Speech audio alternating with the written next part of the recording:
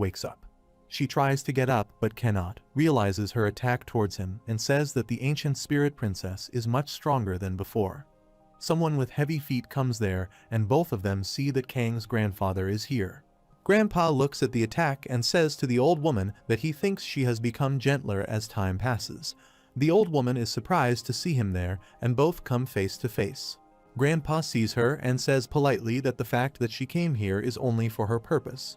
The old woman replies aggressively, the fact that he is still here after that, the place where they were cut off many years ago.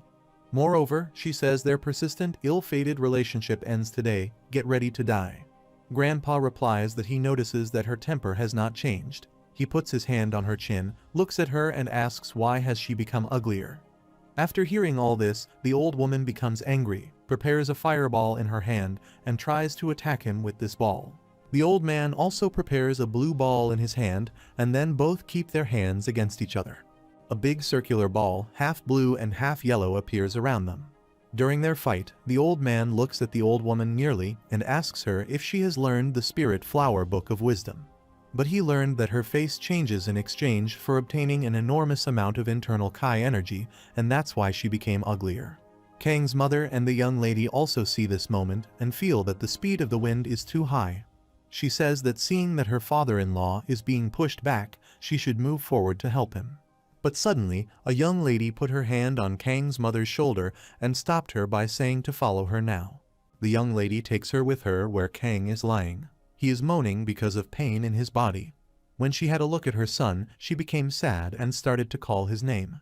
The young lady says this is not a good situation to keep him in. They need to move him to a safe place. After saying this, she moves to help her. She uses the equipment, which she holds in her hand, to hit Kang. His mother becomes surprised to see her techniques, and after a while, they disappear from there. On the other side, because of the fight between each other, everything was ruined, and both of them attacked each other. The old woman makes a fireball in her hand and says that how he thinks about living a peaceful life after destroying their family, today she will kill him. The old man takes a big move aside and says that, does not she know this already? He is not himself when he is possessed by the demonic spirit. An old woman quarries giant-sized stones from the ground, flying them in the air with magic. The old man is surprised to see this. During the spell, she says aggressively that whatever the case, it does not change the fact that their family was massacred because of him. Then she combines he hands, which means she orders the stones to gather, and all the stones gather around the old man. Then she makes a yellow magic ball around him, which makes it difficult for him to breathe. The old man thinks that she knows the process of the transformation realm. By combining her hands, she says that she does not regret the days of youth that she spent with him. She stands appropriately, closes her eyes, reads the spell, and thinks that, however, she is the guardian of the demonic spirit. Then suddenly she jumps up and says loudly that she has forgotten her love, and now as a guardian, she will fulfill her duty and kill him. Then her backside old man sees a giant-sized demon and thinks that she is really going to kill him. Then he remembered the old days when she was loyal and pretty, and the old man was also young and good-looking. Both of them love each other and live together happily. The old woman also closes her eyes and remembers the old days, but she says farewell and closes her hand tightly to kill. The old man also closes his eyes, a lot of bright light scattered there. The old woman still closes her eyes to think that everything has ended. But suddenly, she felt something unusual. She opened her eyes and saw that bright light coming from a specific point. Someone is flying in the air in a long white dress, but that person cannot be identified because of light and wind. The old woman steps back and puts her hands on her face because she cannot bear the bright aura and intensity of the wind. A handsome person appears there, with an attractive body and long white hair. Actually, Kang's grandpa changes his appearance and says to her that he will not turn this world into a slaughterhouse again. The old woman is surprised and frightened to see his appearance, and then the old man moves his hand forward and invites her to fight with him in the afterlife by saying, "Ancient Spirit Princess." On the other hand, a young lady penetrated her magic equipment into Kang's body.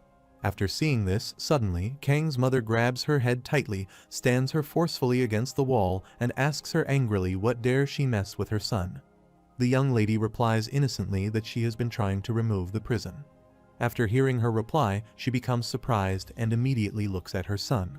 The poisonous insects come out of her son's mouth. Suddenly, she moves towards her son. Kang also misses her and asks her about Grandpa, but his mother does not reply to him and down her face sadly. Then Kang calls to her mother. She looks at him. He tells her about what Grandpa told him a secret, and he says happily that he would not ever become the demonic spirit king. His mother was surprised to listen to him, embraced him happily and said that she would not worry, she would protect him, even if this entire world crumbled into pieces. The young lady listens to this whole incident and tells her that there is a way to get rid of the demonic spirit. Mother asks her what is that way, and suddenly Kang says that he knows too because Grandpa told him. Kang explains that Grandpa tells Tion to listen to what he is about to tell him very carefully.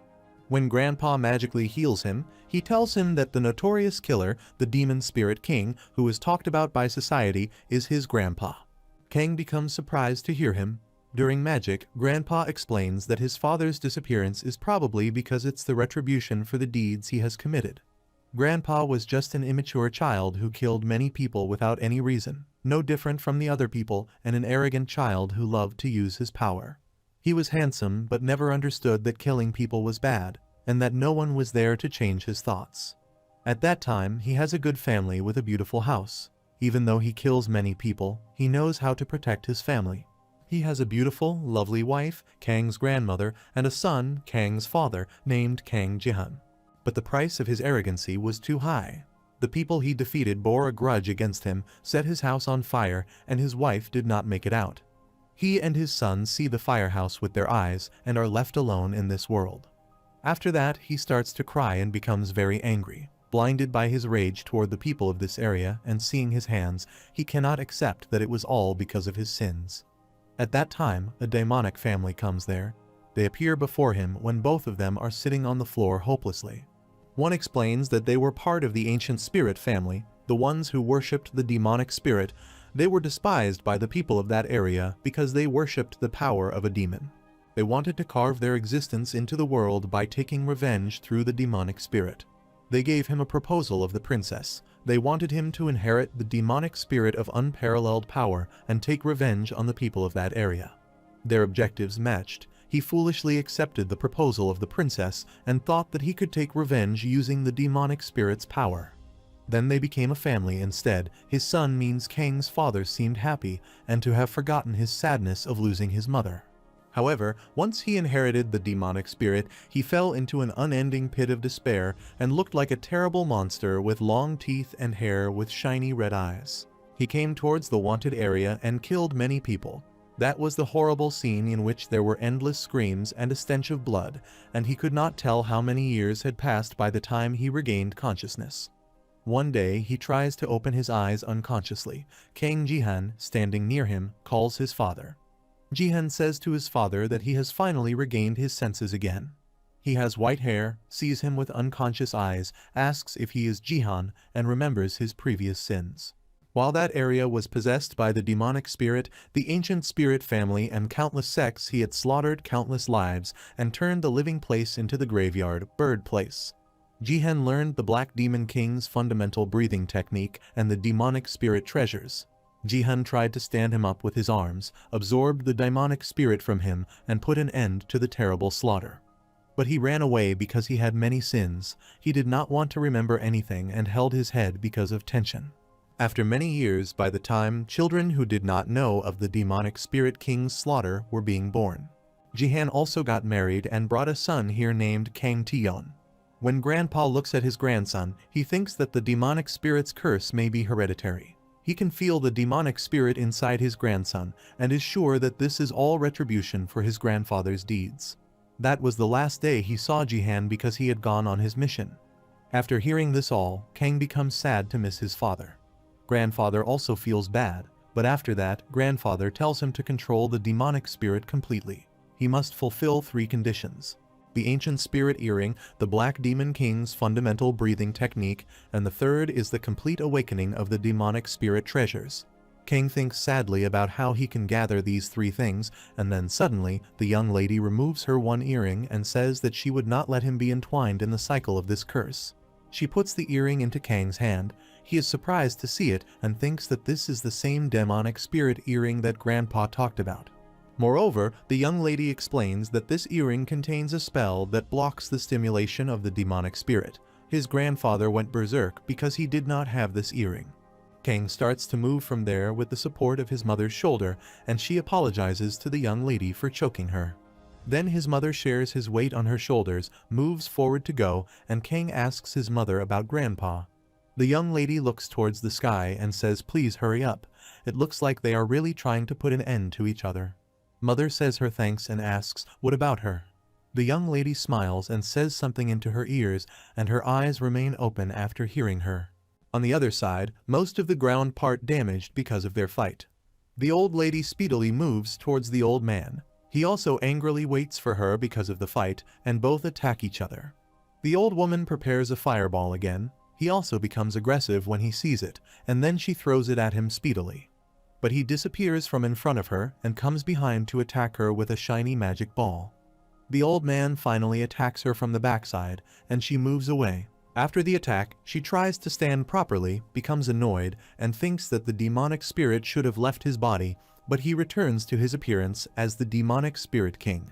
Meanwhile, he comes from her backside, closes his hand to make a fist, and punches her hardly 3 to 4 times. He hits her face badly multiple times, and then he again kicks her face 3 to 4 times, hardly in different directions. Then she falls on the floor badly. He also comes towards her and grabs her neck. He asks if she is trying to secure the demonic spirit to unleash her rage upon the world once again, and says politely just let go of her anger. She replies angrily that all the people of this area named Murim think about using the demonic spirit. Is not he one of them? Then he replies to no. Both of them look at each other in the fight position. She is surprised to listen to him. Then he says sadly that it is because he loved her, that's why he respected her family's wishes and became a killer. She becomes angry, hits him with her knee, and he falls away badly. Then he saved himself, and she stood up properly and said annoyingly. That was how he said that he loved her, but at that time he ran away from her. Then she comes out of her demonic, terrible appearance to attack him. He replies horribly that it is the only way to save Tion. He also comes out of his spiritual appearance. The old woman sees him angrily, and he also sees the old woman angrily. Both spiritual appearances come near to each other for the attack. Both try to kill each other. She says that she will kill him today, and he also says that today he will not forgive her. Kang's mother, lifting Kang on her back, takes a high jump on the branch of the tree and goes out from Murim town. When she reached the floor, she heard a loud blast from that area and thought something had happened. When she turns back to see, a fire blast happens there, and she becomes sad to see that. Someone with red eyes in the rural area suddenly feels unusual. Then she turns back to see. She thinks it looks like Murim town will once again become a bloodbath. Someone is resting in the oval-shaped glass, hanging with the technical strips and the glass held by heavy machines. There is a girl having pink hair who closes her eyes, but when she hears the blast sound, she opens her eyes. The next day, someone heard the news. Last night at 10:20 p.m., there was an unknown large explosion at a hill near Gyeongseon, Gangwon-do. It was a large explosion of unknown causes in the middle of the night. Sebastian puts his legs on the iron table, and his 2 employees are standing near him, all of them watching the news on television. In the news, the reporter on the scene has reported that although around 600 people have been evacuated, there has not been any news on the exact number of casualties. Sebastian tells his employee that he also heard this voice. The employee becomes surprised and says that the blast is happening in miles away countryside, which is quite difficult to hear anyone. Sebastian puts his head on the back of the chair and says that after all, he is the leader of the clan. He knows every type of spell and spiritual Kai powers. Then he looked at the employee who asked him about that. He scolded him arrogantly and told him aggressively that he should not underestimate his powers. Moreover, Sebastian explains to him that only the demonic spirit king can create such a massive uproar in the Muslim world. But that's not what's important. What's important is that some powerful entity has disappeared with that explosion. Employee becomes surprised after hearing him. Then Sebastian shows him the pack of Pem and says that countless people of Murim's world will start to move to fill up the enormous power that vanished. He says arrogantly that to be faster than the competition, they will definitely need the power of Pem that they, the assassin clan, will distribute. Surprisingly, both employees heard Sebastian's master plan, and then he asked one of them which of the distribution lines remained. He replied that after the previous attack, only the eastern distribution line remained. Sebastian puts his hands on his lips, smiles and says that it will take time to restore their supply lines thoughtlessly, and there is a high chance that the martial police force will expose it. Sebastian remembers the masked man and says annoyingly, if only that idiot had not interfered in any case, they would not have missed the golden opportunity. Sebastian tied up both his hands, looked towards the employee and discussed that there must be some way to expand the distribution net while minimizing the risk if they just randomly spread it around. Meanwhile, Sebastian becomes surprised to think of an idea and says, that's right, the Ancient Moon Squad, he can use those idiots. He orders both employees strictly to tell the Black Unorthodox Alliance that they will be increasing the distribution capacity twofold and to provide them with enough products to match it. On the next day morning in the royal place, 4 members stood in front of the leader's chair. Mr. Jin, with 3 other members waiting for the leader there, one of them named Yu Yiho, who is the Black Unorthodox Alliance, 4 Great Guardians, says by fixing his tie to the other that it has been 7 years since all of them guardians have gathered in one place. Another member, Seok Bojeong, belongs to the Black Unorthodox Alliance, the 4 Great Guardians of Battle Baboon. He puts both his hands on his chest joyfully and says that he is happy to think he will be able to see that beautiful power once again. A short white-haired girl named Li Yeren belongs to a Black Unorthodox Alliance with 4 Great Guardians of a Heavenly Dancer. She looks at Seok annoyingly and says that she would not have had to see his face if it were not for the Alliance Master. Jin taunts, looks at Seok and says, wow, should not he at least act glad to see his family once again? Li Yeren looks at Jin arrogantly and asks him that family, what sort of family obstructs his work? Jin replies to her he is just getting his supplies somewhere, and from what she said that he should be the one who is upset. Jin looks at her smilingly and asks, is not that so, you hostess? She becomes angry after listening to him and standing there to look at him arrogantly. Then suddenly, she angrily comes out her dagger to attack him, and Jin also prepares a magic punch to hit her. Jin moves forward to attack her, but Seok comes between and tries to stop him. On the other side, Yeren tries to attack Jin, but Yiho stops her and says not to attack him. Both come between their fight. Yiho advises Yeren that they did not come here to fight and says to her politely, calms herself, and she understands. Meanwhile, Seok advises Jin that he understands what position he is in, but he has become a bit rough since they last met. Jin replies arrogantly, Seok, some things cannot be helped when they are trying to make a living, and then says angrily with red eyes, why does he not lower the profit margin a little bit? Seok becomes angry. His eyes get red after hearing him, and he says angrily, how dare he? He has not enough grown up and starts to fight. Someone shouts and says stop loudly. Suddenly, a long-seated royal chair moves upward in the air, and a long glass cabin comes out from the ground. The door opens of the glass cabin, and someone is present there. A lady comes out from the glass cabin, and then the glass cabin again penetrates the ground, and a chair appears there. 4 Guardian members were surprised to see her and standing respectfully in front of her. The 4 Great Guardians of the Black Unorthodox Alliance sit on the ground, bowing their position, head down, and greeting the Alliance Master. Then she sits on the chair arrogantly, smiles, and feels the outside air by closing her eyes. Then she opens her eyes and orders them to raise their heads now. The name of this lady, Ju Naesan, belongs to the Black Unorthodox Alliance Master, who is the Black Demon King. By sitting in the bow position, Yiho says congratulations to a master of the Supreme Peak Realm reaching enlightenment and regaining their youth, and says everything is for the sake of the Alliance Master. She notices everyone's appearance by putting a hand on her chin, comments on Yiho, and says, it has been 7 years. It looks like he has been carrying some stress. He has become so old. Then she says that, oh Yeren, she has become even more beautiful, but Bojeong looks the same. Yeren is surprised to hear her good comment, but Bojeong seems annoyed after hearing it. Moreover, Yeren replies smilingly, thank her very much. She is not more good-looking as compared to her. Then Naesan looks at Jin and says, oh Yongbyeom, his internal Kai has risen quite a bit. He becomes very happy and replies to her thanks in bow position.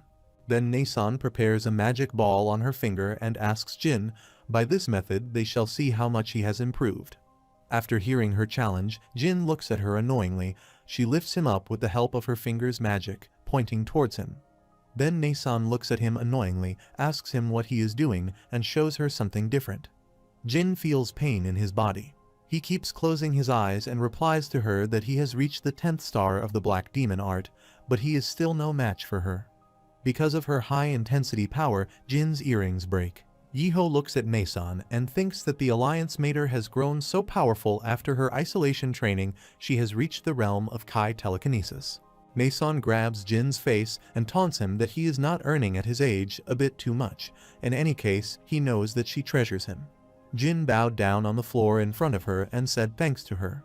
Bojong becomes aggressive to see the master's good behavior with Jin and thinks angrily about why the Alliance Master is only taking care of that idiot.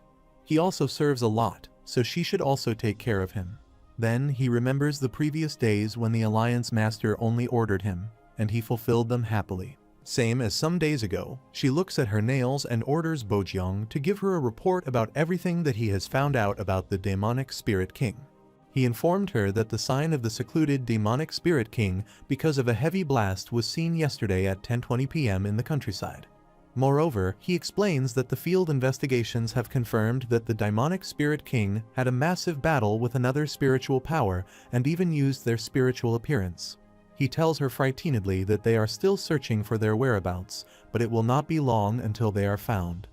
After hearing his all, she asks him arrogantly, "So, where is the demonic spirit king?" He replies that he will find him soon, and she holds her head because of sadness.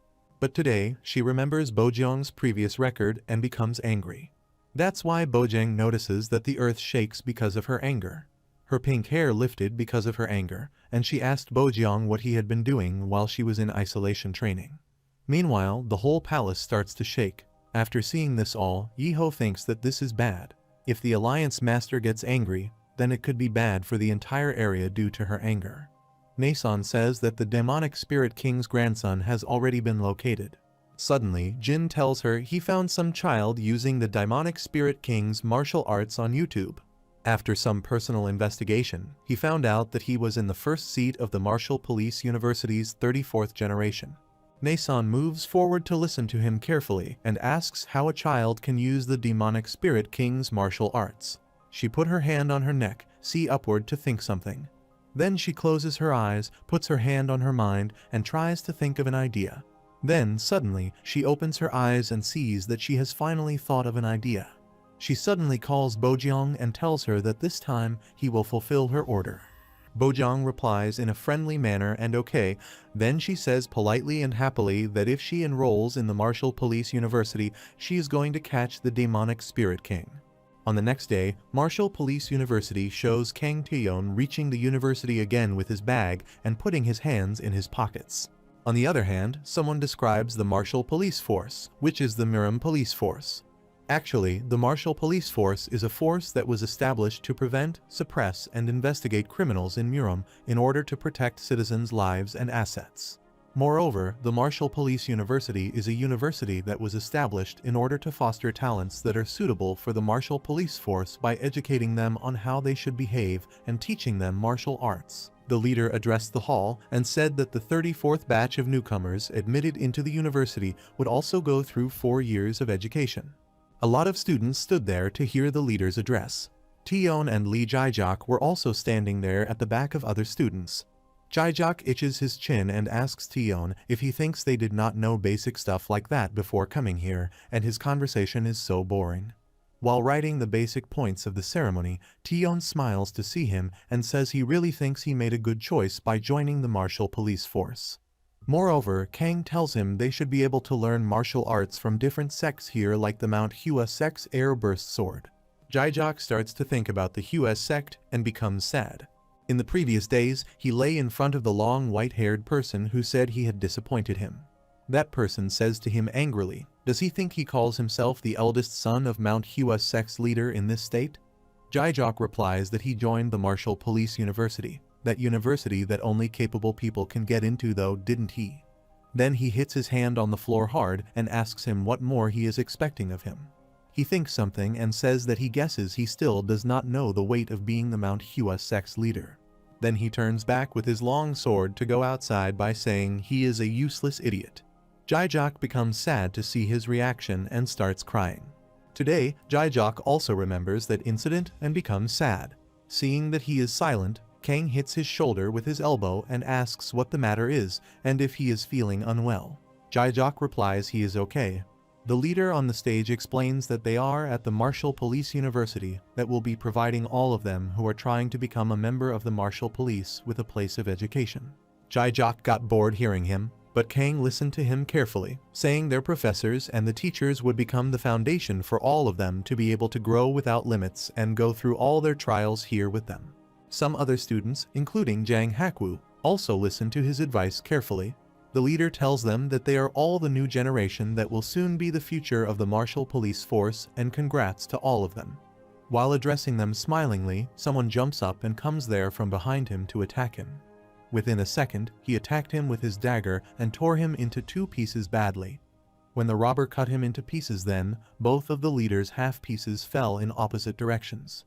Jae-jak and Kang become still to see this incident, and Jang Hakwoo also becomes surprised to see this. Everyone becomes still and panics to see this, and the killer announces loudly that the student council president will be killed if they do not run. He will kill them. Everyone starts to run here and there to save their lives. Kang and Jae-jak are also surprised to see this all and tell each other that the president is really dead. On the other hand, when students go towards the door to go downstairs, some masked men appear there by jumping. Some people want to hide in the washrooms, but they also come there by jumping and stopping them. Then one of the masked men angrily takes his sword from its cover, wearing it on his back, and says, "Let's start the fight." On the other side, the Martial Police University dormitory shows a room, a girl standing near the window and talking on her mobile phone, seeing outside. She is Yoo Ji-ho, who angrily talks on the mobile phone and says that do not ever call her again. She does not want to see him again. Someone opens the door to come there to talk with John, and she is surprised to see her talking on the mobile secretly. She is Kim Bo-ah, who comes near to Ji-ho and asks her politely who that guy is. Ji-ho disconnects the call angrily to see her and replies that it is not a guy. Bo-ah gets closer to her, puts her hand on her body, and says arrogantly that she should report to her if she has a boyfriend. Crafty idiot. Then Ji-ho tells her nicely that it was his senior's jitty. He is asking them to go over quickly because the welcome ceremony has started. Bo-ah, taking a deep breath, replies tiredly, saying what good timing he called and hoping that she is not lying. Then Bo-ah goes outside of the room by saying, "Let's go over quickly then, and don't be late." Ji-ho says okay, and then she tries to block the contact number of that guy. Seeing it annoying, she turns off the mobile screen with the power button. On the other side, the situation is the same, and everyone panics to think who he is, and then everyone runs to save themselves. Kang still does not come out of the panic situation and does not realize what he has to do right now. Meanwhile, Kang becomes surprised to see that a person has stepped onto his shoulder to jump over there to kill the masked man. Actually, he is Jang, who moves towards the masked man, but when the man sees him himself, he becomes frightened. Jang applies a kick to his face hard, and he hardly moves back, even near to falling. Then Jang shows him his 2 fingers arrogantly and invites him to fight. The masked man puts his hand on his one-sided eye because of the pain feeling and does not fight with him. Kang feels pain in his shoulder and says angrily how dare he step on his shoulder. Then he feels that someone is trying to punch him. Kang moves aside and saves himself with that punch. In the same position, the masked man tries to grab his neck, but Kang moves himself in a bow position but cannot survive to stand and falls on the floor. Meanwhile, the masked man makes a punch and moves towards Kang to hit him. But Kang immediately jumps, saves himself from the punch, and the masked man's hand hits the floor badly. The masked man again tries to kick Kang's face with his shoes, but he puts his arm on his face and saves his face instead of the arm. After that, Kang notices his every move and thinks that he is so strong and is not a simple fighter but more than this. On the other hand, all the students get out of the hall, and all seats are vacated. Firstly, Jang bravely fights with many masked men who are around them. Secondly, Jae-jak also fights with the masked man with the action of his hands. Thirdly, Kang also fights the masked man bravely. He attacks him 2 times, but the 3rd time, Kang grabs his sword hand and falls him on the floor. Then Kang hits him with his elbow on his chest, and he falls against the wall hard.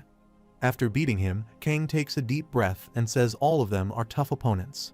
Suddenly, someone bows Kang's head down with his hand forcefully. This is Jang, who jumps over Kang with the support of his head and saves Kang by attacking the 2 masked men forward and backward. Then he kicks Kang's back. The masked man holds Kang tightly and is near to killing him. Suddenly, Jang focuses on his face with his red eyes and hits his face with his shoe. Kang becomes frightened to think that Jang hit him, but when he sees his shoe on the face of the masked man, then he calms down. Because of the hit by that man, Jang feels pain in his leg. That's why, by lifting his leg, Jang says to Kang angrily that he gets lost and is on his way. Kang starts to shiver after hearing him and asks him what he says. He should not say this. Everyone fights with each other, but Kang and Jang stand aside to see each other. Jang turns his face to go, but while moving from there, he feels that someone is calling him. Kang puts his hand on his shoulder and says to him that he wants to talk with him right now. Suddenly, Kang looks at a masked man near to attack Jang, and then he jumps with the support of Jang's shoulder and kicks his face. Then another man suddenly holds his legs, saving by flipping himself and falling on the other side. The masked man also fell, and his back hit the floor badly. Then Kang stands in a fighting position by closing his fists and advises Jang that he should start by watching his back. Jang only listens to him and looks at him arrogantly, but does not reply. On the other hand, at Muni, a person sits on the chair in his drawing room sadly. He is talking with someone on the call, and I advised him that he should not talk to him at this time because this is his rest time and to leave a message if he does. He is Yeho. He disconnects the call and starts to see outside the window. Then someone fetched him a glass of drink and put it on the table. The name of this lady is B&A, and she belongs to a black alliance of 4 great guardians. She asks him if he had a hard day. Yeho replies that the alliance leader is not interested in the important tasks other than the demonic spirit king as usual. Ina tells him that she told her the same thing. He is the one who is leading the black unorthodox alliance now. Ina tells him to have a glass of drink and take some rest. Then he will feel better. Then he took a drink and said that he was still lacking in a lot of areas compared to the alliance leader. Ina replies smilingly and tells him that the assassin clan has been putting their brains to work. They are asking them to manufacture twice the amount of PEM for them to distribute to the commoners. While drinking the drink, Yeho asks her to distribute it to the commoners. He says that is a strong move from them. In watching him see drinking then, she says quite a considerable number of commoners have already gotten their hands on the PEM, and they are just making it much easier for them to acquire it. Yeho replies by holding a glass of drink that a lot of people are watching them sell PEM. It is only a matter of time before the martial police force becomes aware of this, and in times like this, they need to move even more cautiously. Suddenly, Ina puts his hand down her chin and gets quiet because of hearing something. Then she looks at Yeho and asks him if he has heard of the ancient moon squad, but Yeho replies to her, surprisingly, that he has not heard and does not know about it. She tells him that it is a newly rising group these days, like what she has said, commoners doing one-wheeling with helmets, who have gotten their hands on the PEM, who are mainly delinquent teenagers. Moreover, she explains that they are committing theft, robbery, destroying objects, and causing various public nuisances to show off their strength, and they are a big headache for the police.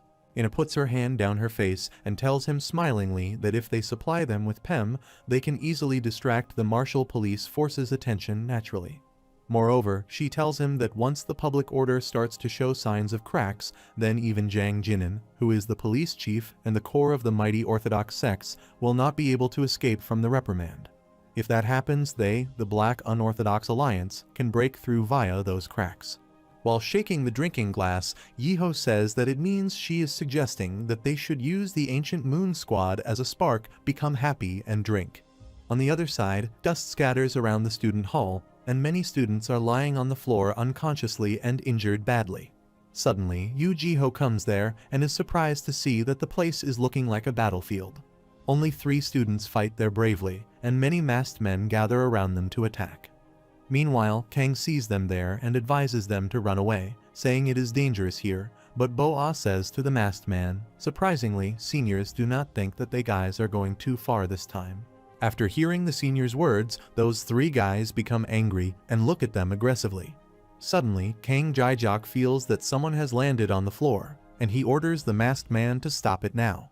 He, the student council president, says to them in a bowed position that the people who want to become part of the martial police force need to be able to withstand something like that. Kang becomes frightened to see him and asks if he is not dead. Then the president points towards the stage with his thumb and tells him that it is just a moving doll. Moreover, he explains smilingly that seeing as how it is able to trick everyone every year, it is pretty well made. Jiho tells Jaijok that this is the selection event that the seniors conduct for every batch of new students. Meanwhile, Bo-ah explains that she was really surprised when she was a new student since she thought that there really were intruders. He says, sadly, what a bad prank. Then, the president explained to the three guys that in any case, they performed well. He declares the three of them, who are standing here, the three apprentices of the 34th batch of the Martial Police Force. Then he claps by saying that the three guys are qualified to wear the coats of the Atrial Police Force now. All of the people standing there clap for them, including masked men. Kang feels pain in his body and makes an aggressive face. Jaijok feels pain in his head and breathes fast. Jang's behavior is arrogant. He turns his face to the other side because he does not like jokes, and then he starts to move outside the hall. When Kang sees him to go, he calls him and says, "Wait up." He looks slightly back, then Kang puts his hand on his face and says to him that he would like to ask him a question because he is curious about the martial arts that he uses. Jang only listens to him for a while and goes outside the hall. Kang becomes aggressive and closes his hand because of anger after seeing his behavior. Then he puts his hand on his neck because of pain and thinks that the martial arts that he used just now felt kind of similar to him. When Jang comes out of the room and stands there, he puts his hand on his shoulder and tries to think why his shoulder is in pain. Then he remembers that the guy put his shoe on his shoulder as support and grabbed it because the pain grabbed his shoulder angrily. On the other hand, at night, the Central Police Bureau building shows different police leaders gathering to discuss something.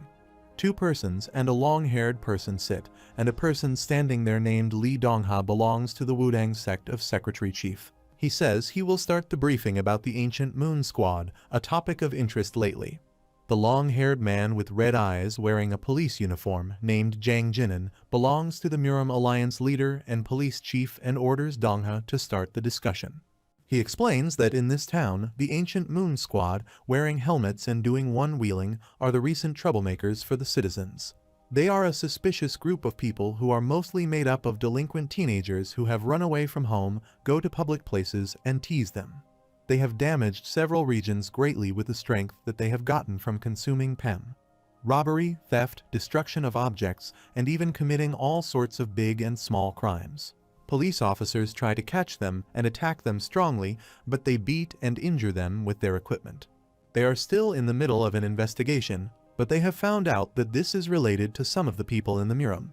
Based on the informants, even though they are mere teenagers, it is confirmed that they use martial arts when they fight, and they are sure that their leader in the Murim is teaching them martial arts. One of them, a leader named Gu Chunsu, looks at the chief and says that while they do know martial arts, they are only at the level of an experienced commoner, and the police are more than capable of taking care of them. Another leader in a black dress moves forward his hand and asks angrily what the police have taken care of. The current situation has already surpassed what the police are capable of taking care of. Chunsu says to the leader that he is looking down on them just because the police chief belongs to the Murim as well. The police have their pride as well. Another leader puts his hand on the table strictly and says, "Please choose your words wisely." After hearing their conversation, the chief, by closing his eyes, orders them to stop it and says that they are commoners or people in the Murim and that they need to get things in place if the order is collapsing. Then the chief has a terrible look at Dongha and says that just like how he is out of place right now. After hearing this, Dongha becomes sad and starts shivering because of the fear. Then, the chief announced that the Martial Police Force would be taking charge of the Ancient Moon Squad issue after Friday. When Chief walks arrogantly, he notices that Dongha slaps his microphone again and again. Then, the chief asks him if he got rid of all the traces. Dongha fixes his glasses and replies yes. On the day that they met up with branch manager Kim Donghee, it was made so that he was resting at his house. Chief, standing there waiting for the lift, asks him if the analysis of the PEM that they have obtained is progressing well. Dongha replies that they are still analyzing the part where it increases internal chi greatly, but they have detected great amounts of drugs in it. Jang Jinan replies to him, he knows it and says by putting his hand on his face that this would be a big problem if even the commoners get their hands on it, not to mention the Ancient Moon Squad. Moreover, Jinan remembers Kim Donghee and says that he was thinking of acquiring the herbs found in the PEM, but it felt like someone was preventing them from doing so, and that was Donghee. Jinan says to Dongha that it is still too early for them to conclude. If they do not do this well, it could lead to internal conflicts, and the situation could worsen. Dongha replies yes by fixing his glasses. Jinan gives the command to lift off the first floor. Dongha sees it surprisingly and thinks that daily they go outside at the same time, but today, maybe he wants to go somewhere else but alone. Jinan says to Dongha that he will take the lift alone, and he replies that by fixing his tie, it's no problem. Jinan moves inside the elevator and stands alone. Then, the lift reaches the 19th floor. Jinan sees that someone enters the lift. He sees that person, and she is a lady. She, standing against the wall of the lift, looks at him and says to him that it is a while. Then she puts her hand on her hair and asks him if he has been well and calls on his father. Jinan, standing in the lift, asks her daughter why she is coming here. She does as she pleases as usual. She has never listened to him, not even once. Moreover, Jinan asks her who left after getting involved with the demonic spirits and what she is doing here, but she only listens to him quietly and does not reply. She looks at her father arrogantly and tells him that she is just trying to find the demonic spirit treasure. Jinan says that it does not exist in the world anymore, so she should not try for it. Then she put her hand on her face and said to her father arrogantly that he was still bad at lying as usual. Did he not get the demonic spirit treasure from that person?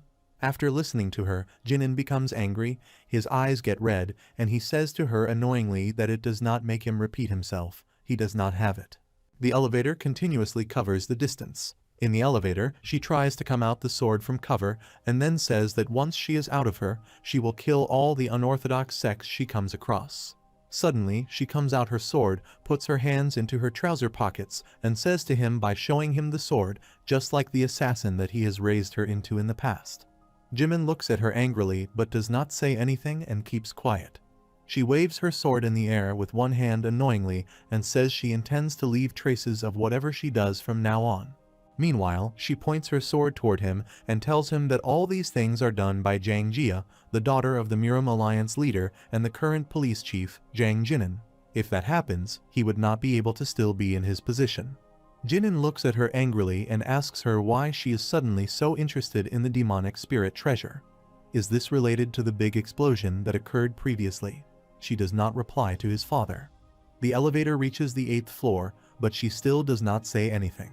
Linen becomes angry to think that she does not respect him and treats him aggressively. She still puts the sword towards him, then keeping his face on the other side, he says that he will give it to her. He turns his face slightly towards her and says to her that she must bring him the secret manual of the Black Demon King in return. Surprisingly, she asks her what he is talking about. The Black Demon King's secret manual. She asks him if he is talking about the Black Demon Library's book, and she says yes, it must be at least at the level of the Black Demon Library for it to match up in value. Then she waves her sword in the air and, by putting it in its cover, says that the Black Demon Library on top of the demonic spirit treasures and he is greedy beyond limits. He tells her angrily that he is not greedy, it is all for the sake of order in the Murim. He looks at her and says to her that she should know her father correctly, his foolish daughter. On the other side, at night in the Martial Police University dormitory, Jaijak, lying on the bed upside down, and Kang, also lying on the bed, have pain in their bodies. Jaijak says to Kang aggressively that he is going to die. Why is there a welcoming ceremony for new students though, so they should not do this? Kang does not reply to him and only thinks about Jang. Then he thinks that Jang is so professional and that he is as good as him. Kang thinks angrily that it annoys him that he is using martial arts like him. Jaijak gets up and calls Kang and asks him if he heard what he said to him. Then Kang looked at him and said that he was sorry, he was thinking of something important. Jaijak closes his fists and says to him that man in any case, they are now apprentices of the martial police force, and they will be having a bright campus life with this. Kang puts his finger in his nose and asks him what is different about being an apprentice of the martial police force. Then Jaijak replies smilingly that he is a fool. It is the martial police force they are talking about, and they are guaranteed to succeed in life. Jae-jok tells him by raising his hand that if he wants to go on dates, girls will be lining up in long queues. Kang blows his finger and asks him why he would go on dates because they only come here to study, not other things like this.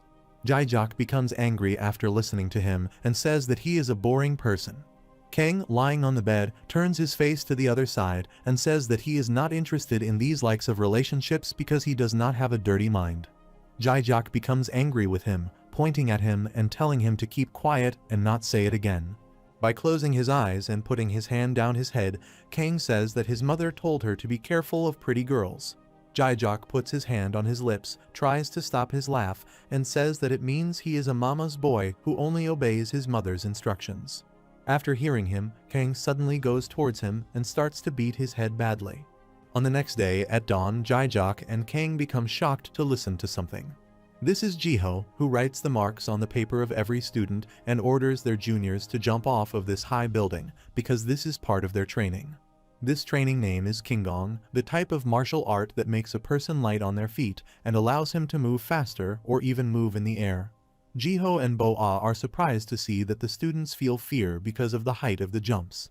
Then Jiho asks him why they guys do not know about this training, but Kang replies, frightened to see downward, that is not it. This is a little too high, and Jae-jok points shiveringly and says that this is a cloud. Kang put his hand on his head and thought about how he gathered the stamina to jump off from this high building, but suddenly someone passed by him with the speed of air. This is Jang, who jumps by the building bravely and moves towards the ground without any fear, and students on the rooftop look at him surprisingly. After seeing him like this act, some girls standing there nicely say that, as expected of Jang Hakwoo, someone from a reputable household is different indeed. Jae-jok looks at them angrily and says, it seems that their eyes are literally heart-shaped right now. Suddenly, Jae-jok sees that Kang jumps off without thinking, and after seeing him, Jae-jok also gathers some energy and is frightened to jump off the building. Jiho says that they are good at it, write their scores, and order the others to jump off. At 9 am, other students do physical training normally, but Kang does it aggressively, and Jae-jok sits near him to calm him down. Then, at noon at lunchtime, other students eat normally, but Kang eats angrily, and Jae-jok is disturbed by his behavior. In the class on Basic Investigation Methods lecture, other students actively listen to the teacher, but Kang sleeps. Jae-jok tries to wake him up, but the teacher also notices him. At 3 p.m., this is the time of martial arts training. Other students are easily doing martial arts, but Kang angrily kicks the Jae-jok. At 7 p.m. dinner time, Kang eats angrily and quickly again. At 8 p.m., which is the time of internal Kai training, other students perform actively, but Kang and Jae-jok sleep. Their trainer scolds them, but they do not hear him. At night, both of them lie on the bed tiredly and tell each other that they think that campus life is so bright they are stuck in this difficult training. By putting his leg on another leg, Kang says angrily that he thought he had been following the martial police force while conducting investigations and catching bad guys, but there is a converse situation. But Jae-jok tells him to buy food for them. Kang says that he has no money, and then Jae-jok hits his card on his face. Then Jae-jok turns his face against the wall and says that it is a black premium card he uses as much as he wants. Kang holds this card and smilingly says he wants to buy many things. Kang stands up from the bed on the floor, puts his hand on his head, and says that he will go and buy them some food. On the other side, at night, a light falls on the stairs of the hostel area. 3 guys are sitting there in the side area of the stairs, one of them smoking and saying that he found it hard to get the 3 packs of PEM. The second guy, also smoking, sees towards the upwards and says that nowadays it is common to get, and for him, it is not difficult to get it. The third person asks the previous one, by fixing his cap, what he is expecting them to do because the sellers are all in agreement internally to raise the lower prices of PEM. The first one puts a PEM in his mouth secretly and says annoyingly that they have gotten greedy and they also think of the teenagers as pushovers. After having the PEM, he closes his eyes because of feeling energy, then bows his head, and finally, his simple body converts into a heavy body. He punches the wall angrily, pointing towards his brain, and says that they must have thought of them as some obedient dogs to buy PEM at high prices, but they are wrong. Moreover, if this is what they are like, he will show them what they can do. After seeing him as such a powerful person, the other 2 say to him that PEM is working for sure, and they would do the same if they were them too. The second guy with a cigarette asks what its side effects are because he heard some guys died after eating 4 to 5 pills at once. The third one who has the PEM looks at the PEM wildly and says to him angrily before that happens, he is going to become the boss of this area, and don't worry about it. Meanwhile, someone grabs a PEM pack from him, that is, the masked standing there putting his hand in his pants pocket, who grabs the PEM pack from that guy. On the other side, Kang comes there holding heavy shopping bags in both hands, and then suddenly, he feels that someone is present on the other side. He looks over there fearfully and becomes surprised to see there is a masked man who snatches the PEM. That guy becomes angry and tells him to give the PEM back to him, but the masked man grabs his hand strongly. He tries to take back the PEM, but the masked man falls on the floor. His other companions become frightened to see his end and move towards him to attack him. Meanwhile, the masked man hits his eyes hard and he falls to the ground, feeling pain in his eyes. Then the other guy tried to attack the masked man, but he applied a punch to his face, and he fell against the wall hard. All of them lie on the floor unconsciously, but suddenly, one of them tries to come out of PEM to regain power. Meanwhile, the masked man looks at him and tells him not to take it. Kang, standing on the stairs carrying shopping bags, sees this incident with his eyes, and he is not ready to believe it and thinks that there are adults like him who rip off thugs. Then Kang jumps from the high stairs to the floor carrying shopping bags to talk with him. Kang dropped the shopping bags there, started to move towards him, pointed to him with his hand, and ordered him, "Hey, come here." Kang moves near to him smilingly, saying that seeing him earlier, he thinks he knows a little about martial arts, but thugs rip him off. Kang calls him by pointing his hands, and he knows that is embarrassing. That is why he is wearing a mask and orders him to come here, and he will need to punish him a little. After hearing him, suddenly, the masked man waves his hand in the air and then moves towards him.